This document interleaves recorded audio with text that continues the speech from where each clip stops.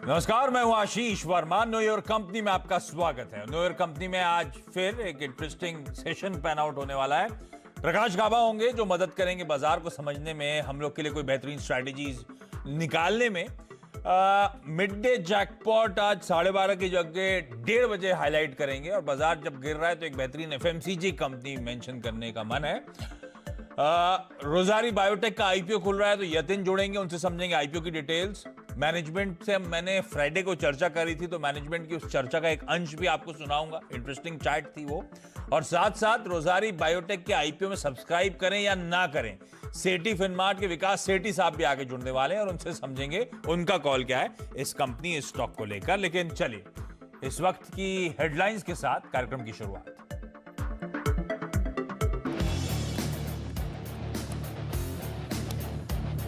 Qualcomm के हिस्सा खरीद के बाद नए शिखर पर पहुंचा रिलायंस इंडस्ट्रीज। शेयर का भाव 1930 के करीब, 12 लाख करोड़ के मार्केट कैप वाली देश की पहली कंपनी बनी। बाजार में ऊपरी स्तरों पर मुनाफा वसूली। बैंक निफ्टी ऊपर से करीब 600 पॉइंट फिसला, निफ्टी 10,800 के करीब। बैंकिंग शेयरों ने बनाया दबाव।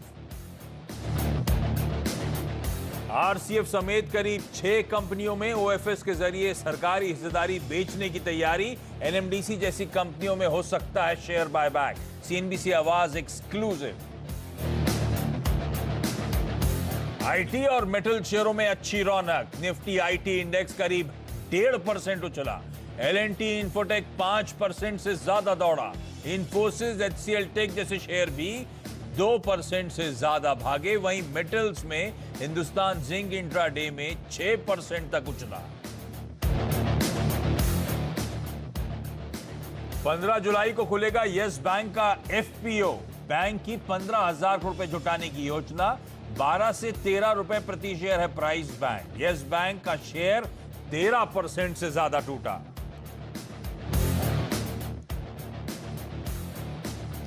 आज से खुला रोजारी बायोटेक का आईपीओ। 423 से 425 रुपए है प्राइस बैंड। अब तक 19% भरा इश्यू।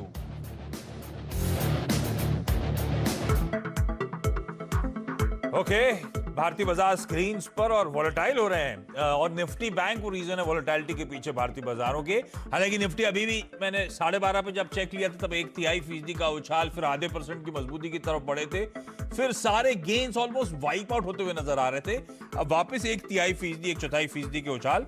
10,800 के जोन के आसपास ही इस समय हम एग्जैक्टली उन्हीं लेवल्स के आसपास घूमते हुए आपको नजर आएंगे। और दबाव जो निफ्टी बैंक की मैंने बात करी शुरुआत में, 1.25% की कमजोरी, ऑलमोस्ट 300 अंक नीचे निफ्टी बैंक इस समय ट्रेड करता हुआ। वही निफ्टी बैंक जो शुरुआत जब हुई थी तो 250, 260 अंक मजबूती के साथ शुरुआत कर रहा था, तो वहां से तो तगड़ा स्विंग है।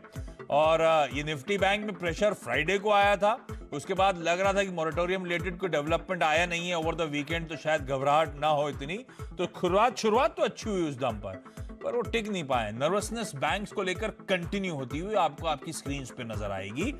मिड कैप स्मॉल कैप्स में प्रेशर और मार्केट ब्रेथ आज कमजोर हो चुकी है। तो 2 बढ़ने वालों के सामने 3 स्टॉक जो है वो कमजोरी के साथ ट्रेड करते हुए, लेकिन निफ्टी उस 10,800 के इर्द गिर्द ही कंसोलिडेट करने की कोशिश कर रहा है लंबे अरसे से। ऐसे में गाबा सर से पहले समझ लिया जाए निफ्टी की इस चाल को कैसे समझा जाए। अच्छा, ये गेंस धीरे धीरे और वाइप आउट हो रहे हैं। निफ्टी बैंक अब 1.5% का दबाव, 340 पॉइंट की कमजोरी के साथ निफ्टी बैंक इस समय ट्रेड करता हो। तो ये प्रेशर जो पूरा है बैंकिंग स्टॉक्स का है। बैंक निफ्टी में 1.5% की कमजोरी है और इसीलिए निफ्टी के गेन्स ऑलमोस्ट वाइप आउट होने के लिए खड़े हुए हैं। लेकिन निफ्टी बैंक, ध्यान रखें, जब 1.5% नीचे, निफ्टी अभी भी हरे निशान पे है, यानी कि बाकी पॉकेट्स फिर भी कंट्रीब्यूट कर रही हैं, लेकिन बाजार की सबसे हैवीवेट पॉकेट जो है वो प्रेशर बनाने का काम कर रही है। उसमें जो प्रेशर है वो दिक्कत की बात। तो ऐसे में गावा सर, अप्रोच क्या होगा मार्केट्स को लेकर? निफ्टी सेंसेक्स एकदम फ्लैट टेरिटरी में इस समय कामकाज करते हुए।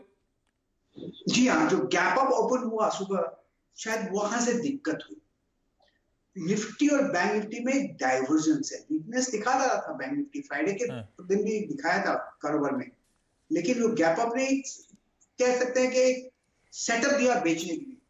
तो मुझे लगता है कि जो निफ्टी है, अगर यहाँ पर समझ जाता है तो जगह अच्छी है समझने की, लेकिन अब तक ऐसा कुछ दिखाई दे नहीं रहा। शायद समझ जाए किसी को, मेरे ख्याल से शायद स्ट्रॉन्ग सपोर्ट जो 10,740 के आसपास है, तो संभलने की जगह तो अच्छी है, लेकिन संभला नहीं। तो बाउंस हो जाए ठीक है, लेकिन साइडवेज जोन है, 1-2 दिन ऐसा ही रहेगा लगता है। शायद एक अप मूव आते दिनों में, शायद 15-16 तारीख को एक अप मूव मिले, शायद ईजीएम है ना 15 तारीख को मेरे ख्याल से रिलायंस का, उस दिन शायद एक अप मूव मिलना चाहिए। तो आपने इतने सारे शायद इस्तेमाल करे अपने कमेंट्री जी में, इसका मतलब जी इस समय वेट एंड वॉच वाली टेरिटरी है निफ्टी बैंक की, ऐसा मान के चलूं सर, अभी कोई ट्रेड नहीं लूं? परफेक्ट, आपने सही समझा, इसीलिए मैंने थोड़ा ज्यादा ही कर दिया सब शायद। तो प्रकाश सर की कमेंट्री को ध्यान रखने का, जितना ज्यादा कॉशियस हो रहे हैं उतना मतलब है कि इस समय ट्रेड नहीं लेना।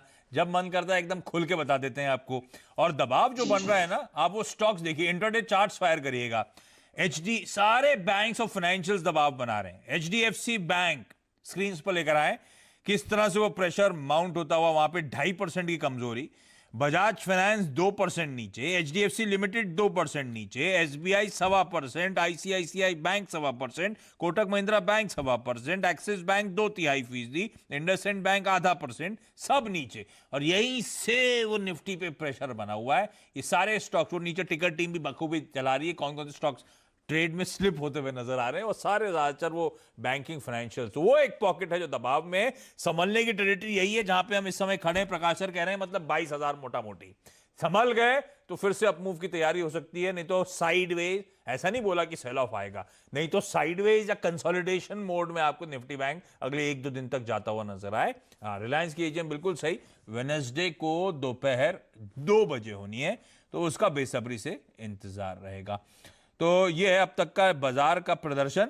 ये वो पॉकेट्स, ये वो स्टॉक्स जो दबाव के साथ ट्रेड कर रहे हैं। एक स्टॉक जरा स्क्रीन पर लेकर आइए, विप्रो का, क्योंकि आज आईटी आउट परफॉर्म कर रही है गावा सर, और विप्रो के कल रिजल्ट्स आने हैं।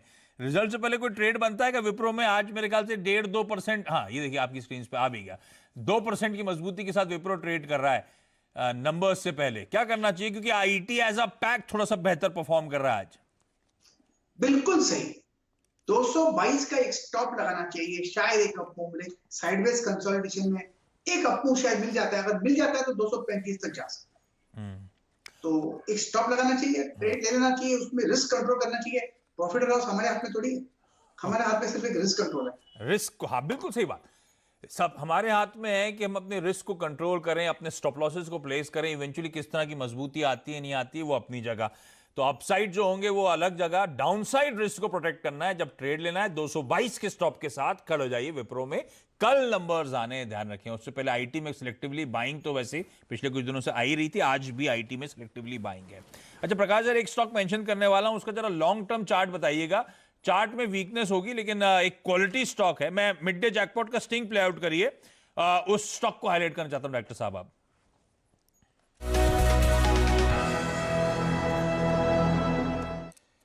तो आज मिड डे जैकपॉट के तौर पे जब मार्केट थोड़े से ठंडे पड़ते हुए नजर आ रहे हैं, तो एक क्वालिटी स्टॉक, बहुत स्ट्रॉन्ग पेरेंटेज और बेहद अट्रैक्टिव सेक्टर की कंपनी हाईलाइट करने जा रहा हूं। कंपनी का नाम है डीएफएम फूड्स। डॉक्टर साहब इसका BSc code NSC symbol screen पर आएगा, स्टॉक आप ढूंढ के लगाइए। डीएफएम फूड्स नाम है कंपनी का। उन सिलेक्टेड एफएमसीजी कंपनीज में से है जो अभी भी बीटन डाउन होकर कामकाज कर रही हैं। साल के हाईस 334 के डीएफएम फूड्स के, ये स्टॉक उन लेवल से 40% नीचे ट्रेड कर रहा है। इस स्टॉक का सबसे इंटरेस्टिंग हाईलाइट, दिसंबर एंड में प्रमोटर्स का 38% स्टेक था, और अब मार्च में प्रमोटर्स का स्टेक बढ़ गया है 74%। अब ये हुआ कैसे, ये समझिए। दरअसल प्रमोटर्स बदल गए हैं इस कंपनी के। जो अर्स्टवाइल प्रमोटर्स थे जैन परिवार, उन्होंने कंप्लीटली एग्जिट करा कंपनी से, और अब नए प्रमोटर है AI global investments. AI global investments कौन है, ये सबसे इंपॉर्टेंट समझना। अमेरिकी private equity firm advent international corporation, उसका आम है जिसने 73% स्टेक अब डीएफएम फूड्स का ले लिया है। तो एक विदेशी ओन्ड कंपनी हो चुकी है जिसमें विदेशी जायंट 74% स्टेक अब ओन करता है। ये कंपनी डेली फ्लोर मिल्स, ये जो डीएफएम है ना, उसका मतलब था डेली फ्लोर मिल्स। ये इसने पैकेज स्नैक्स फूड की शुरुआत करी थी इस देश में। Manufacturing, selling, marketing package foods की पिछले 30 सालों से ये कंपनी कर रही है। और जरा एक स्क्रीन पे इमेज लेकर आइएगा डॉक्टर साहब, अगर आपके पास आ गई हो, आप उससे एसोसिएट करेंगे इस कंपनी को। ये कंपनी जो बहुत पॉपुलर ब्रांड्स हैं, क्रैक्स, ये देखिए आपकी स्क्रीन पे इमेज आ गया। क्रैक्स, कर्ल्स, नटखट, ये सब बनाने का ये कंपनी काम करती है। Corn rings, corn puffs, wheat puffs, चीज balls, corn, potatoes, potato sticks, traditional namkeens, ये सब बनाने का काम है और बहुत एक्सटेंसिव डिस्ट्रीब्यूशन नेटवर्क है इस कंपनी का। गाजियाबाद और ग्रेटर नोएडा में 2 state of the art manufacturing units हैं। भारत का जो ये सेवरी स्नैक का मार्केट है ना, 33,000 करोड़ का है और कहा जाता है, और इसके अलावा बिस्किट्स का सेगमेंट अलग है, 36,000 करोड़ का बिस्किट का सेगमेंट है और कहा जाता है 22% की दर से आने वाले कुछ सालों में यह मार्केट आपको एक्सप्लोड करता हुआ नजर आएगा। फाइनेंशियल्स, तमाम स्लोडाउन, डिस्क्रिशनरी स्पेंड में कमी के बावजूद बिक्री 5% बढ़ा के दिखाई FY20 में और FY19 इस कंपनी ने। प्रॉफिटेबिलिटी बीटा में प्रेशर था क्योंकि रॉ मटेरियल कॉस्ट एस्केलेट हो रहे थे, डिस्क्रिशनरी स्पेंडिंग मार्केट में गायब थी। तो गजब के लेवल्स पे ये कंपनी आके खड़ी हुई है। सबसे की चैलेंज है, ये कंपनी के जो तमाम ब्रांड्स है ना, बहुत ज्यादा नॉर्थ इंडिया के लोग जानते हैं, 75% सेल्स वहीं से आती है। अब नया promoter American P firm promote करने आई है और एक्सपेक्टेशंस ये हैं कि अब बेसिक आइडिया होगा कि इस देश में के कोने कोने तक इस प्रोडक्ट्स को पहुंचाने की तैयारी, तो कैसे कैपेसिटी एक्सपेंशन प्लान्स होंगे, फ्यूचर वॉल्यूम ग्रोथ के लिए क्या तैयारी हो रही है। और जब एक पी प्लेयर एक्वायर करता है ना एक कंपनी को, तो बेसिक आइडिया होता है उस कंपनी के धंधे को दुरुस्त करना, उस कंपनी के धंधे को बढ़ाना और इवेंचुअली किसी और को पकड़ाना। ये पी प्लेयर का काम है। 74% अब एक पी प्लेयर ओन करता है, इसीलिए डीएफएम फूड जैसी कंपनी को रडार पे रखिएगा। बीटन डाउन, जब ये खबर आई थी एक्विजिशन हो रहा है, उससे पहले बड़ा मोमेंटम था, उस भाव पे नहीं हुआ जिस पे बाजार एंटिसिपेट कर रहा था, उसके बाद टूटा, उसके बाद कंसोलिडेट कर रहा है, लकीली कंसोलिडेट कर रहा है, इसीलिए मैंने कहा काफी अट्रैक्टिव लेवल्स पे स्टॉक इस समय खड़ा हुआ है। मुझे लगता है डीएफएम फूड जैसी कंपनी रडार पे रखिएगा, लॉन्ग टर्म के लिहाज से एक इंटरेस्टिंग प्ले हो सकता है। कुछ एचएनआई इन्वेस्टर्स भी इस कंपनी में इन्वेस्टेड आपको नजर आएंगे, तो पेशेंस रखिएगा और वॉच आउट करिएगा कैसे वो अमेरिकन पी जायंट इस कंपनी को धीरे धीरे ट्रांसफॉर्म कर रहा है, उस पर नजर रखनी है खास तौर पर। प्रकाश सर, चार्ट पे कोई चेक है क्या? डीएलएफ की बात करें ना, अरे बाप रे, इतनी स्टोरी सुना दी मैंने। डीएफएम फूड्स, डीएसएम फूड यार, वो इसलिए क्योंकि कभी-कभी वो इंटरनेट में थोड़ी तकलीफ होती है। नहीं, कंफ्यूजन मैंने इसीलिए बहुत अटक के शुरुआत में इंट्रोड्यूस कर रहा था, क्योंकि आप सही कह रहे हो, ऐसे नामों में थोड़ा कंफ्यूज हो जाते हैं। डीएलएफ ज्यादा प्रचलित नाम है। हाँ, लेकिन इसका एक चार्ट मुझे मिल नहीं रहा है साहब। कोई बात नहीं, चार्ट है, ठीक बात। ये तो इसका पूरा नाम बता देंगे, पूरा नाम क्या है? नहीं, पूरा नाम है नहीं, डीएफएम फूड्स के नाम से, अदरवाइज डीएफएम का मतलब होता था दिल्ली फ्लोर मिल्स, लेकिन आपको नहीं मिल रहा। ठीक है प्रकाश सर, धन्यवाद। आज अरे प्रकाश सर आ गए। हाँ प्रकाश सर बताइए। मेरे ख्याल से आपने कहा लॉन्ग टर्म के लिए चाहिए आपको, correct? Yes sir, idea basically वही है। ले लेना चाहिए 3 बार मैंने बोला, जैसे शायद रिपीट किया था, ये भी ले लेना चाहिए। स्ट्रॉन्ग सपोर्ट जोन है करीब 180 का, लेकिन उसको घबराना नहीं चाहिए। मुझे लगता है करीब जितना वक्त देंगे उतना अच्छा है। पहला टारगेट को 240 का है, वहां तक जाएगा, उसके बाद शायद 280 भी जा सकता है, लेकिन उसे काफी वक्त लगेगा।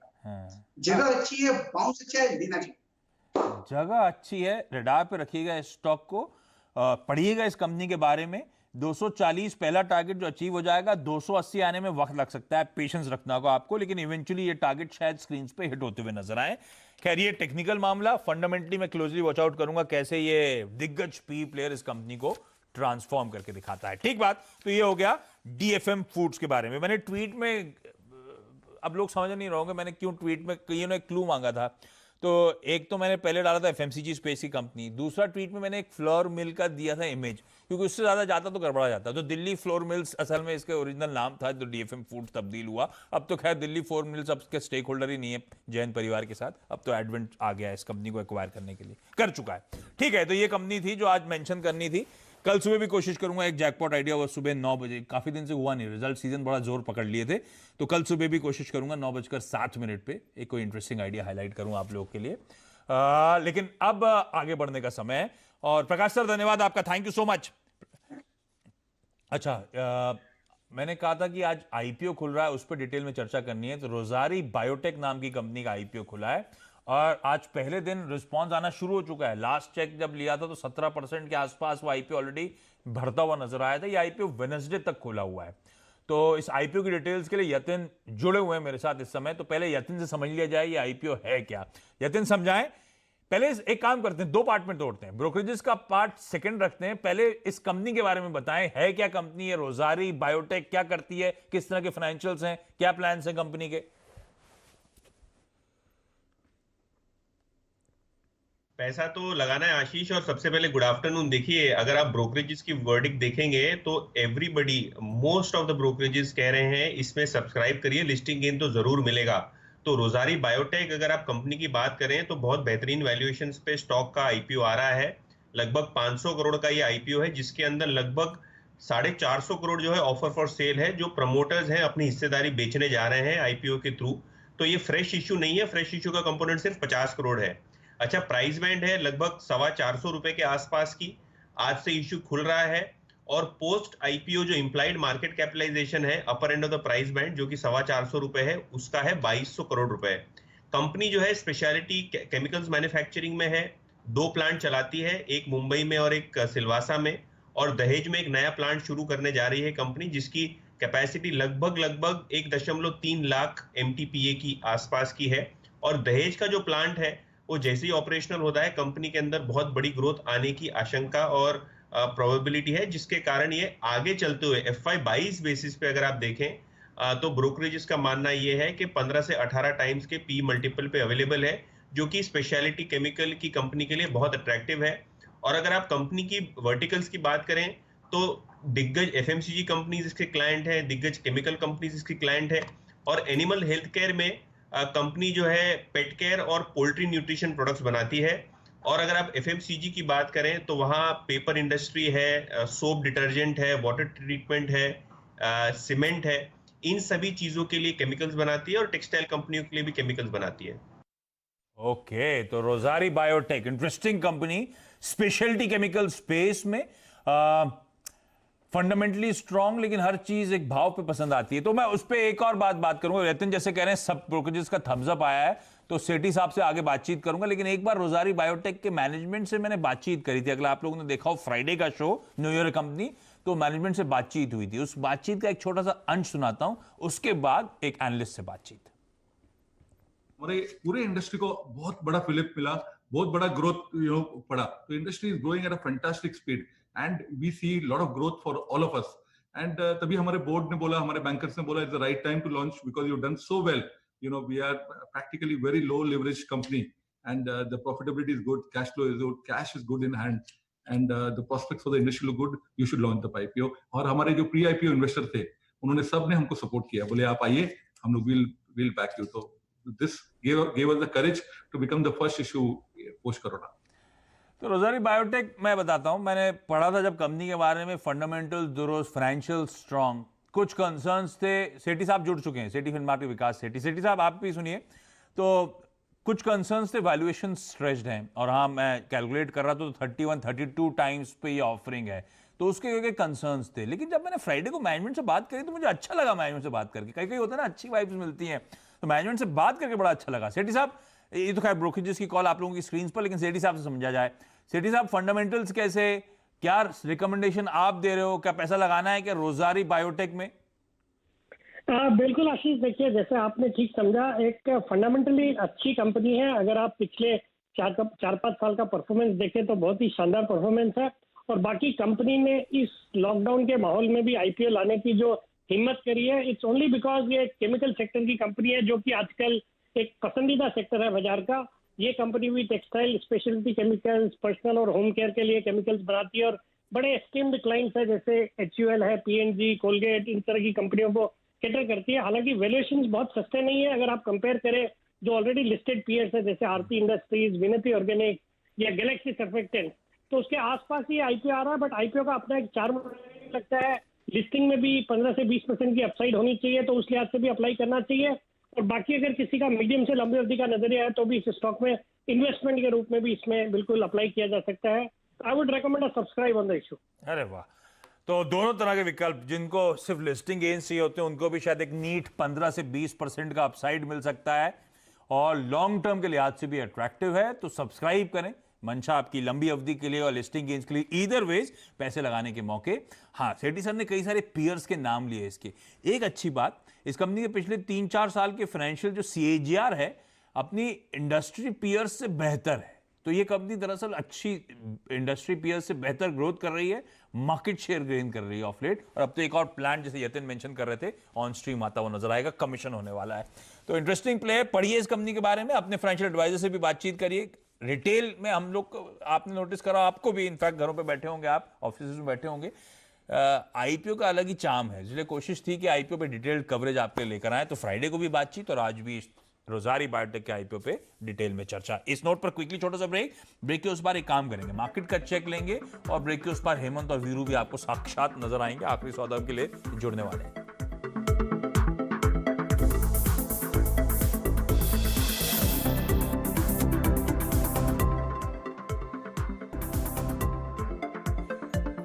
चलिए, ब्रेक के बाद आपका स्वागत है। तो बाजार एकदम फ्लैट होता हुआ, निफ्टी 2 पॉइंट ऊपर, सेंसेक्स 12 पॉइंट नीचे।